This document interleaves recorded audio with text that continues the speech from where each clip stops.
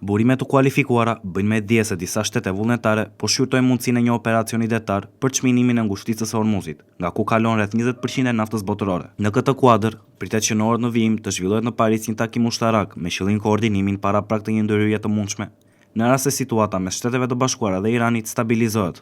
Takimi do të zhvillohet me prani fizike dhe do të fokusohet në planifikimin operacional të një misioni që nuk do të jetë në ombrellën e NATO-s, por i organizuar nga vetët të gatshme të kontribuojnë individualisht.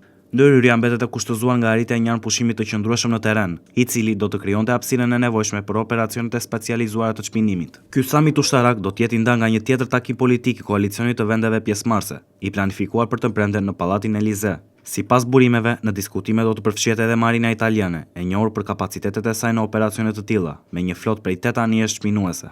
Në tryez nuk pritet të jenë drejtuesit më të lartë të ushtrive, por oficer dhe general me përvojë të drejtpërdrejtë në operacione detare. Qëllimi kryesor është përcaktimi i roleve dhe kontributeve konkrete që çdo vend mund të ofrojë në një mision të mundshëm në Hormuz. Flota italiane e specializuar, e vendosur aktualisht në La Spezia, përbëhet nga mjete rreth 50 metra të gjata, të ndërtuara me materiale jo magnetike si fibër qelqi. Këto anije janë projektuar për të shmangur zbulimin nga mina detare fal nivelit minimal të zhurmës dhe mungesës së nënshkrimit magnetik.